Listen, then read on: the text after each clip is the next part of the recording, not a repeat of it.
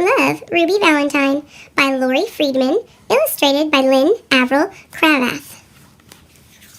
Deep in the heart of Heartland, in a house of oak and pine, with her feathered friend named Lovebird, lived Ruby Valentine. Now Ruby had a favorite day, and Valentine's was it. According to all who knew her, this day was a perfect fit. Ruby loved to say, "I love you," and she loved to say, "Be mine," and she loved to sign her hearts and cards, "Love, Ruby Valentine." Valentine's was Ruby's chance to do what she loved best. As the special day drew closer, Ruby would not stop to rest. With 5 days until Valentine's, Ruby started making cards. She and Lovebird sprinkled glitter. They curled ribbons by the yards. With 4 days down and counting, Ruby and Lovebird began to bake. They cut out heart-shaped cookies. They iced heart-shaped cakes. They never left the kitchen. With only 3 days more to go, Ruby and Lovebird filled up goodie bags and tied each one with a bow.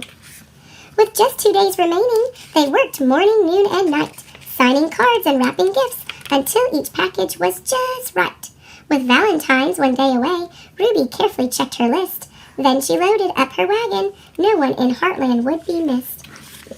The night before Valentine's Day, Ruby chose what she would wear. She tried on her purse and shoes. She washed and curled her hair. When everything was in order, Ruby made a special sign. It sat high atop her wagon in red, "Love, Ruby Valentine." Tired from all her hard work, Ruby lay down on her bed. She hadn't planned to stay long, just to picture the day ahead. But when she closed her eyes, Lovebird scarcely made a peep. She snuggled up next to Ruby, and they both fell fast asleep. They slept right through the morning and on into afternoon. They slept right past the evening. They never saw the moon. And when they finally awoke, Ruby saw with dread the date. That was when she realized she was very, very late. "I can't believe I missed Valentine's. Now I'll have to wait a year to tell everyone I love them." Ruby wiped away a tear. She slowly picked up cards and started putting gifts away. That's her bird. When in a squawky voice, Lovebird said, "Let's go today." That's her bird. His name is Lovebird. Ruby looked at Lovebird. "Folks won't like this one bit. It's the 15th, not the 14th. They're sure to pitch a fit." But Lovebird kept on squawking, so Ruby made a choice. "All we can do is try it," she said in a tiny voice. So she straightened up her wagon and tried hard not to frown. With Lovebird on her shoulder, Ruby slowly walked through town. She delivered cards and candy. She passed cookies from a tray. She gave out gifts and goodie bags to all the townspeople that day. Then she summoned up her courage and did what she had to do. "I know I'm so late," she cried, "but I'm so sorry too." What happened next surprised her. No one seemed to mind. They just thanked and hugged her for being sweet and kind. "You've made today a celebration, so why would we protest? Hip hip hooray for Ruby! We think you're the very best." And that's when Ruby realized that saying "I love you" doesn't have to wait till Valentine's. Any day will do. So now she sends out cards all year that say, "Will you be mine?" And she signs each and every one. Love, Ruby Valentine. He's right. Yeah, they're playing. Olive, My Love, written by Vivian Walsh, illustrated by J. Otto Siebold. One afternoon, Olive was baking her favorite treat, dog biscuits. Baking made Olive's kitchen feel warm and smell sweet. When the biscuits were done, Olive lay down in a sunny spot to take a nap. "Now I feel warm and sweet too," thought Olive. She was nearly asleep when she thought she heard someone calling her name. She perked up her ears and listened. Someone was singing, "My love to you." "Ah-woo," Olive sang along. It is something dogs have to do. It was her friend Dexter, the winged dog. A dog with wings that sings, thought Olive. I like that. He was singing really loud now. "Olive, my love, Olive, my love." Olive sang too. She tipped back her head, and when Dexter sang the last words, "To you," she howled, "Ah-woo." The song was interrupted by a thump. Olive jumped up. The fur on her back jumped up too. On Olive's doorstep was the biggest heart she had ever seen. You dropped all of your love, Olive called out. But it was too late. Dexter had already flown away. I'd better return it, thought Olive. She filled a sack with fresh biscuits. When you're going on an adventure, it's good to pack a snack. Olive hadn't gone far when she heard these 4 words. Stop! No! Don't go! Olive stopped. Stand clear of the rut, instructed a squirrel. Just then, down the rut rolled a nut. The squirrel headed up to show Olive.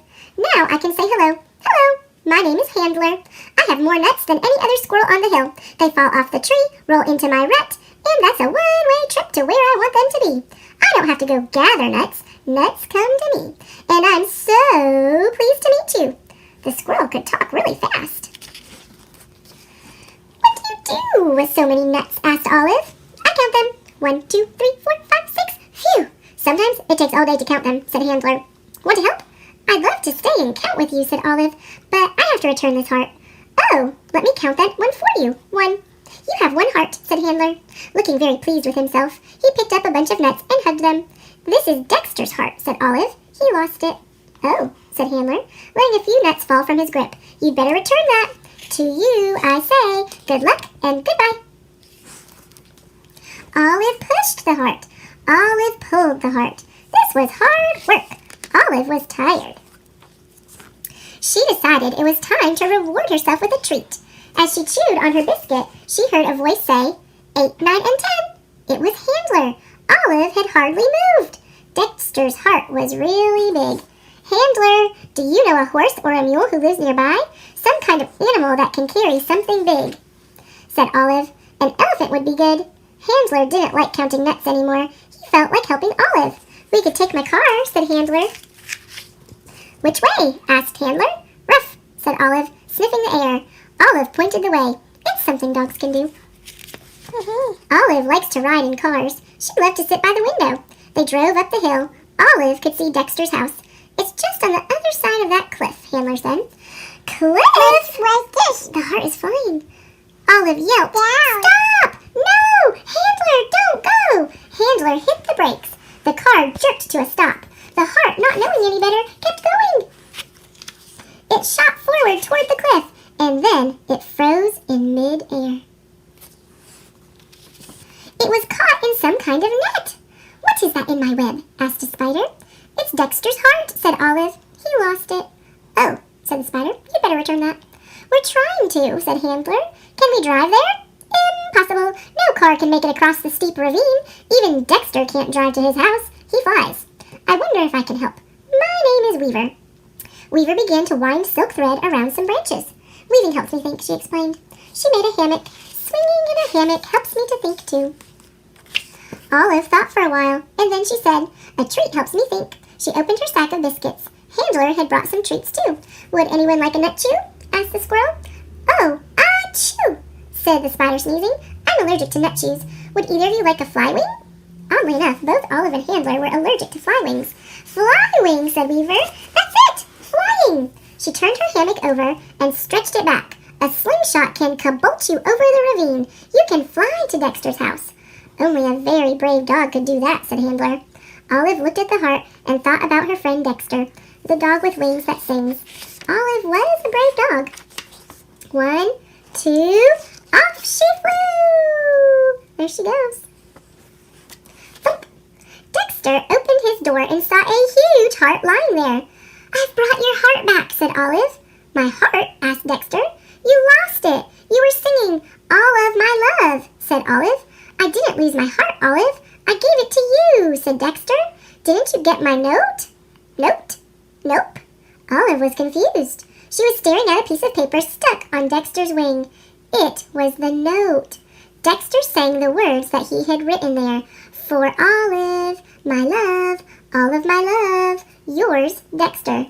The heart is a gift for me? Asked Olive. For you, sang a voice. It was Handler. We tagged along, said Weaver. We're still attached. She held up the strands that connected them to the heart. Dexter helped Olive open the heart. There were bonbons inside. What a sweet mistake, said Handler. The new friends had a picnic of bonbons, biscuits, nut chews, and fly wings. They were surprised they had so much to share with one another. They felt happy on top of the hill. They felt like they were on top of the world. The end. Look at all those hearts. Pete the Cat. Valentine's Day is Cool by Kimberly and James Dean. I meow you. It was the day before Valentine's Day, and Pete was riding his skateboard home when he saw his friend Callie. She was holding a big red heart that said, Love. Have you finished your Valentine's Day cards? Asked Callie. No, Valentine's Day is not cool, Pete said. Oh, Pete, Valentine's Day is my favorite holiday. It's a day to tell people how special they are to you, Callie insisted. Pete skated on, but something in the back of his mind told him that Callie might be right. By the time Pete got home, he had decided that Callie was right about Valentine's Day. So he got out his pencils, paper, crayons, and markers, and sat down at the kitchen table. First, Pete started to work on a card for his friend Larry. Pete made several cards with big red hearts, but he was not happy with his work.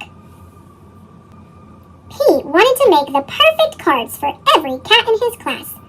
I'll never get all these cards done in time, Pete told his mom. Pete's mom smiled. Just do your best, she said. Just tell Larry why he is cool. There's something cool about every cat. Pete got back to work. He thought hard about what was cool about Larry. To Larry, Happy Valentine's Day from Pete. Perfect, Pete said. After that, it didn't take Pete long to make cards for all the boys. To Josh, to Trey, to Rob, to John. Then Pete made special cards for all the girls and wrote Love Pete on each one. And of course, he made the biggest heart-shaped card for his mom. The next day, Pete and Callie waited for the bus together. I decided you were right. Valentine's Day is cool. That's awesome, Callie said. By the way, I am having a Valentine's Day party at my house after school if you want to come. The bus pulled up then, and Pete and Callie got on. Mr. Ted, the bus driver, smiled and said good morning, but as soon as they were in their seats, Pete put his head in his paws. What's wrong? Callie asked. I forgot to make a card for Mr. Ted, he cried. Then Pete thought, but I can make him an awesome card before we get to school. Pete pulled out a piece of paper and colored pencils from his backpack. He began to draw. Happy Valentine's Day! Thanks for picking us up every day for school, Pete and Callie said as they handed Mr. Ted his Valentine. Thank you, Mr. Ted told them. You just made my day. What about Mrs. Gold, the crossing guard? We need to make her a Valentine too, Pete practically shouted.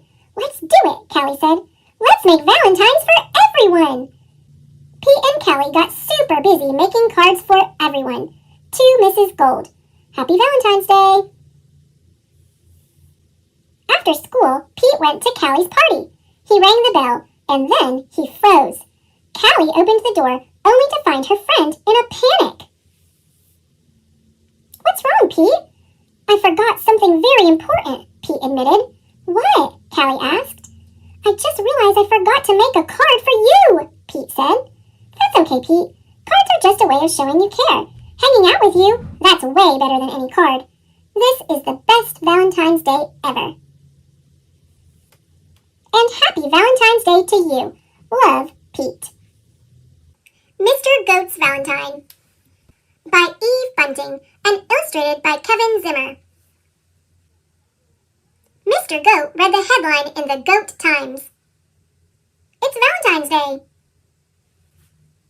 He dropped his newspaper, jumped up, got his wallet and his cell phone, and put on his bird's nest hat.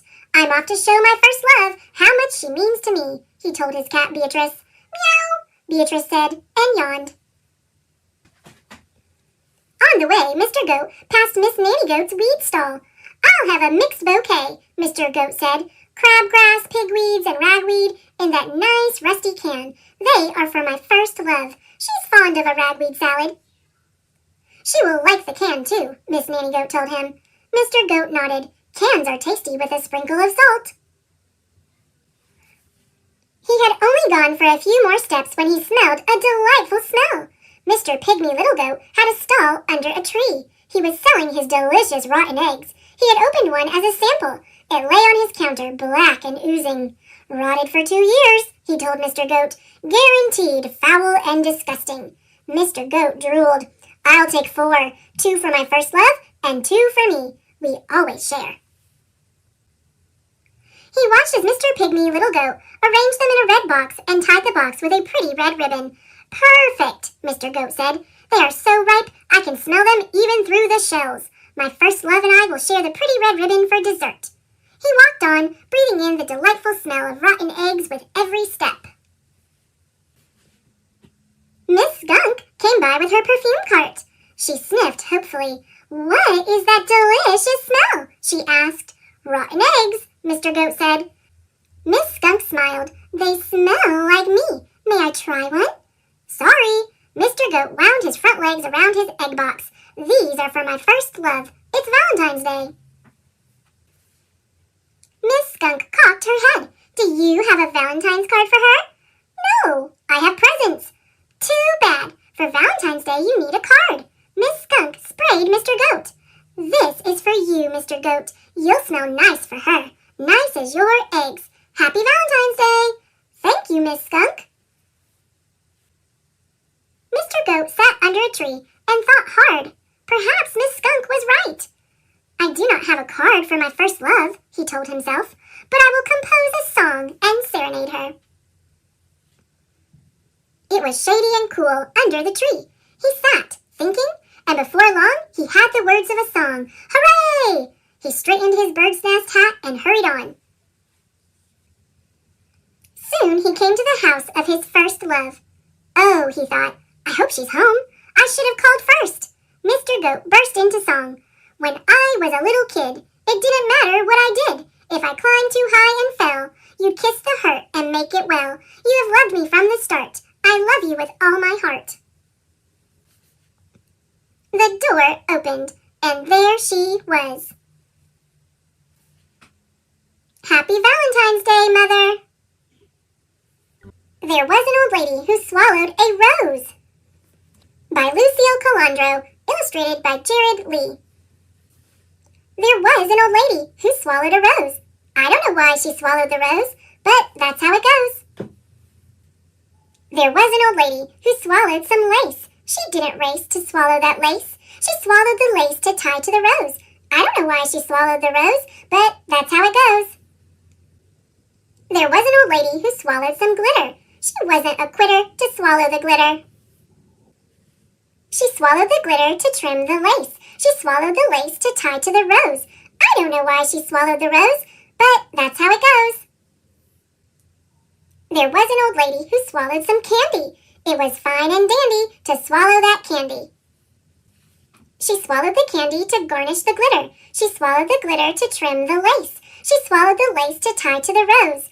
I don't know why she swallowed the rose, but that's how it goes. There was an old lady who swallowed a jewel. She wasn't a fool to swallow that jewel. She swallowed the jewel to brighten the candy. She swallowed the candy to garnish the glitter. She swallowed the glitter to trim the lace. She swallowed the lace to tie to the rose. I don't know why she swallowed the rose, but that's how it goes. There was an old lady who swallowed some hearts. She showed her smarts by swallowing those hearts. She swallowed the hearts to surround the jewel. She swallowed the jewel to brighten the candy. She swallowed the candy to garnish the glitter. She swallowed the glitter to trim the lace. She swallowed the lace to tie to the rose.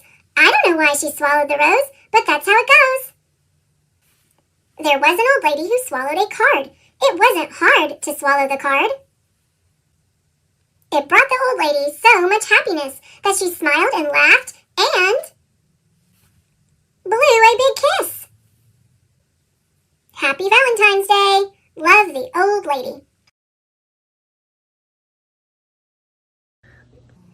Thanks for watching. Click subscribe.